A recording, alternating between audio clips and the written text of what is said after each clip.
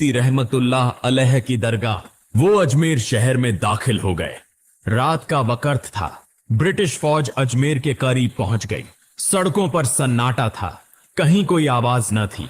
अंग्रेज सिपाही जब कुछ फासले पर पहुंचे और गाड़ियां दरगाह की तरफ दाखिल होने लगीं, तब एक पुरअसरार वाकया रुनुमा हुआ जो तारीख में पहले कभी नहीं हुआ था। अचानक उन्होंने एक पुरअसरार बुजुर्ग को देखा। चमकदार सफेद लिबास में नूर की तरह जगमगाते एक बुजुर्ग खड़े थे। उनकी आंखें गहरी थीं, चेहरे पर सुकून था। अंग्रेज फौजियों ने पूछा, तुम कौन हो? उन्होंने जवाब दिया, मैं ख्वाजा मोइनुद्दीन चिश्ती रहमतुल्लाह अलैह की दरगाह का पहरेदार हूं।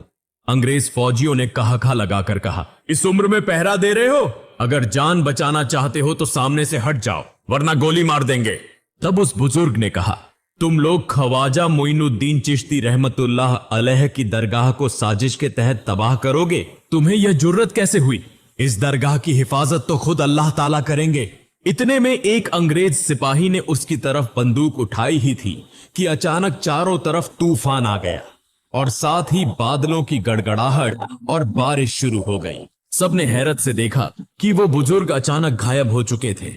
उसी लम्हे पीछे से एक सिपाही जोर से चीख उठा, सर, मेरे जिस्म की सारी ताकत जैसे खत्म हो गई है। मैं अब और बर्दाश्त नहीं कर पा रहा, मुझे बचाओ।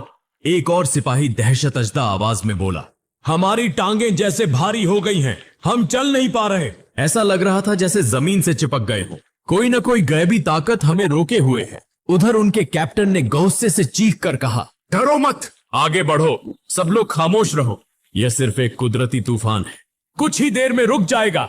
यह कहकर कैप्टन सिपाहियों के पास गया तो देखा सब अंग्रेज सिपाही एक एक करके जमीन पर गिर रहे हैं। कोई कांप रहा है, कोई बेहोश हो चुका है।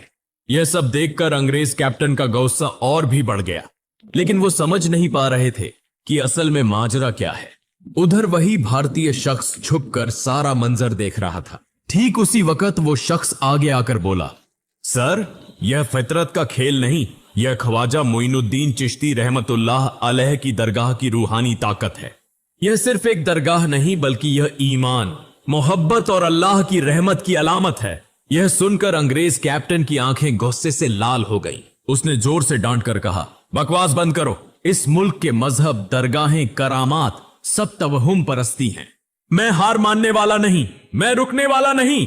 हकीकत को बेहतर तौर पर समझने और मुशाहिदा करने के लिए उस दिन वो आगे नहीं बढ़े। तमाम सिपाही वापस ब्रिटिश गवर्नर के दफ्तर लौट आए, लेकिन वो नहीं जानते थे कि उनके सामने कुछ ऐसा होने वाला है जो अक्ल की गिरफ्त से बाहर है। फिर अगले दिन ब्रिटिश गवर्नर ने एक और अहम मीटिंग का इनेकाद किया। वो अपने बड़े से दफ्तर में चक्कर लगा रहा था। उसकी आंखें गुस्से से जल रही थीं। उसके सामने अंग्रेज सिपाहियों का एक दस्ता खड़ा था। तब ब्रिटिश गवर्नर ने सबसे, तुम लोग डर के भाग क्यों आए? क्या तुम भी अब तवहुम परस्ती पर यकीन रखने लगे हो? तब एक सिपाही बोला, सर, मैं कब कांपते कांपते जमीन पर गिर गया, मुझे खुद पता नहीं चला। दूसरा सिपाही बोला, सर, मेरे पैर जमीन से चिपक गए थे, ऐसा महसूस हो रहा था जैसे कोई गैबी ताकत मुझे पकड़े हुए है। तब वही भारतीय शख्स आगे बढ़कर बोला, सर, मैंने सब कुछ पीछे से अपनी आंखों से देखा। हकीकत में वो एक रूहानी ताकत थी। सर, भारत और अजमेर के लोग यकीन रखते हैं कि यह दरगाह रूहानी तौर पर महफूज है। जिन्होंने इसे नुकसान पहुंचाने की कोशिश की, उनका अंजाम बहुत भयानक हुआ है। मेरा मानना है कि इसे नुकसान पहुंचाना दुरुस्त नहीं होगा। तब अंग्रेज गवर्नर ने गुस्से से डांट कर घमंड से कहा, चुप रहो अहम्मकों की जमात, ब्रिटिश कभी डरते नहीं और मैं तवहुम परस्ती पर यकीन नहीं रखता। याद रखो, तारीख हमेशा फतेह वालों के हाथों लिखी जाती है। मैं खुद वहां जाऊंगा और अपने हाथों से अजमेर की दरगाह को तबाह कर दूंगा। यह कहकर उस दिन की मीटिंग खत्म हुई और सब लोग चले गए। अगर अच्छा लगा हो तो इसे लाइक और शेयर करें ताकि अन्य मुस्लिम भाई बहन भी इसे जान सकें, और इस तरह की और वीडियो पाने के लिए हमारे चैनल को सब्सक्राइब करें।